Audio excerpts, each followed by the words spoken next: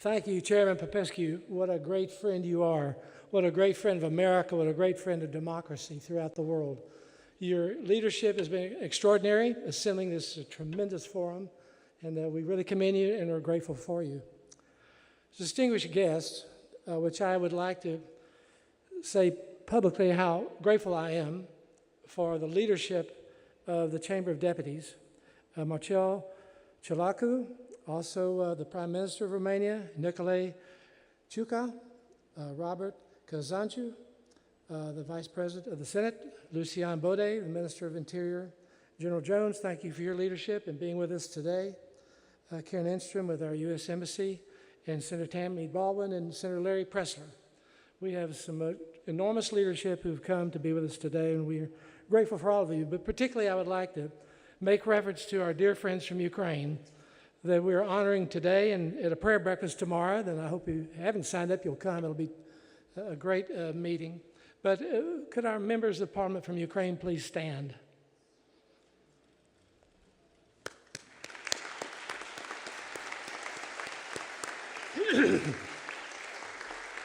Thank you so much. Extraordinary, dedicated, courageous people. We are so grateful and honored to have you here. I'd like to reference my board, two of my board members who are here, John Walsh and Ann Basham. Both will be speaking on illicit finance and also human trafficking. Thank you for your leadership. My friends, we gather this morning on, frankly, a very solemn occasion to stand in solidarity with our dear friends and colleagues in Ukraine. This sinister ravage of an unprovoked war, tyrannically started by President Putin, has left millions of Ukrainian civilians homeless. Thousands of innocent people have been killed, while peaceful cities and villages were left to their aggression and destruction. I've been to the Ukraine-Romania border and watched the hopeless and desperately sad faces of women with their children crossing the border, dragging their suitcases and leaving their lives behind. Thank God for the dozens of NGOs, nonprofits, and religious organizations who are there to lovingly greet them and provide immediate needs of food, clothes, diapers, etc. And I was also very impressed with their host, the Romanian government, as they received and processed these shattered lives and provided immediate housing, showers, and personal needs.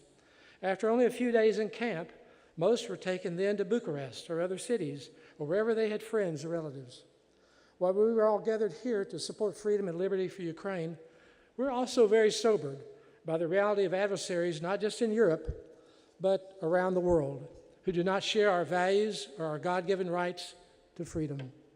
The future belongs to those free nations like Romania and other countries that support Ukraine without hesitation, because it's not only the right thing to do, but it's also because they too see this threat to their own liberty and freedom if countries like Russia succeed.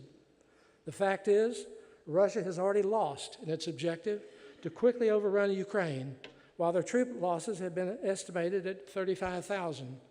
Its long-suffering people will have to pick up the pieces at some point and try to move forward in a post-Putin world. But even as we move forward, we are constantly reminded of the fact that freedom and free people are always under threat. We have today a threat that is even more challenging than the one across the border in Russia. Yes, that is China, under the authoritarian rule by the Chinese Communist Party, or the CCP, as they became economically strong, beginning with their being granted the most favored nation trading status in the early 1990s.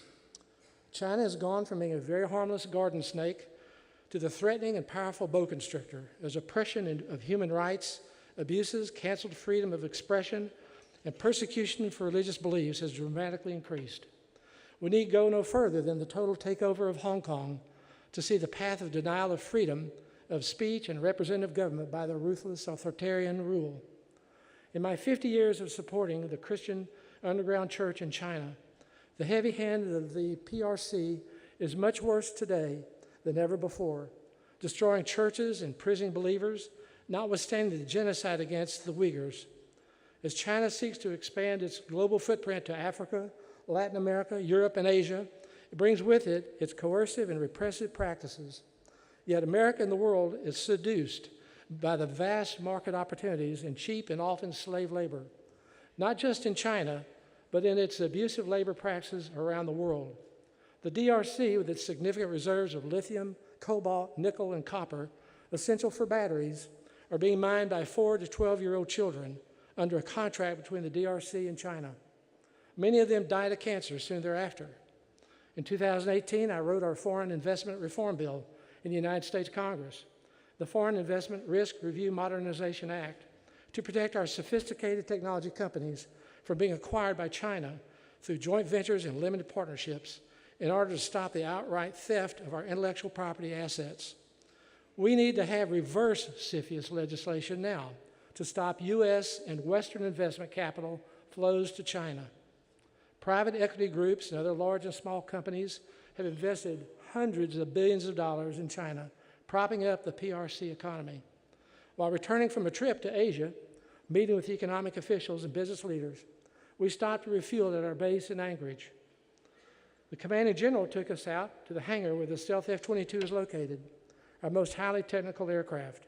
The general told us that GE had given the avionics of this aircraft to China, all to gain a greater market share. Most every country is culpable in seeking economic growth and expansion with China while becoming entrapped in unfavorable alliances. I liken it to economically supporting Nazi Germany in the 1930s, which gave Hitler the economic prowess to launch a global war in the 1940s. We must decouple from China as we learn we must decouple from Russia. China is filling the supply chain and providing economic assistance to Russia. When we support China, we're supporting Russia. I'm sure you're familiar with China's Belt and Road Infrastructure Initiative, hailed as the key global infrastructure, developed strategy to invest in nearly 70 countries and international organizations, and the centerpiece of Xi Jinping's ambitious foreign policy, is now becoming an embarrassing investment and foreign policy initiative that is rapidly spiraling into moral and financial bankruptcy. But China's most egregious and colossal foreign policy failure is its inability to deal with and rein in North Korea. For all its vaunted foreign policy acumen, China has been unable to deal with a much smaller country at its border that is entirely dependent on China from food to fuel. For a relationship described as one that is close to lips to teeth, all China has to show for its relationship with North Korea is being in possession of enough nuclear weapons to be a global threat. China has also enabled North Korea to masquerade as a nation state, all the while operating as an international mafia criminal outfit, using its diplomatic cover to engage in illicit finance, counterfeit currencies, human trafficking, and other large-scale criminal activities. And of great recent concern is that North Korea could potentially become a major cross-border and even global health threat due to its COVID crisis. As of a few months ago, it was the only country without a single case of COVID, much less even from death. Any day now, it has a potential for a full-blown famine and refugee crisis involving tens of millions of North Koreans streaming across the borders of China and South Korea. North Korea saber rattles by developing and testing medium and long-range missiles supported by China and Iran. We should not underestimate Kim Jong-un's interest in his potential threat, not just in Northeast Asia, but also globally. Lest we forget, we also have continuing threats in the Middle East. In misguided intervention, President Carter helped facilitate the downfall of the Shah of Iran in 1979, only to be replaced by Khomeini and the mullahs, who are building a nuclear weapons arsenal and are also today the primary financiers of Hezbollah and Hamas. And there also remains ISIS, Boko Haram, and other terrorist groups who seek to destroy freedom, loving people everywhere, waiting for their right moment to strike and kill hundreds and thousands of innocent people. Meanwhile, they build their coffers and recruit their armies, even through the insidious networks of human sex trafficking. We cannot be relaxed with business as usual. We must have clear thinking to avoid the mistakes of the past and be better prepared for the future, to address the security challenges of the day, with focus on non-kinetic warfare. Evolving technologies in 5G, cybersecurity, AI, cryptocurrencies, illicit finance practices, quantum computing, and other areas are transforming how war is fought and being exploited by our adversaries. That reality brings us to the strategic briefing today.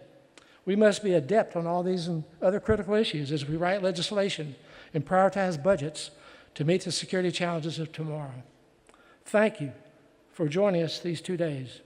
You will hear from some of the best experts in the world to help equip each of us to be more knowledgeable and effective for the 21st century warfare. May God help us all to be better prepared to protect our homelands. God bless you.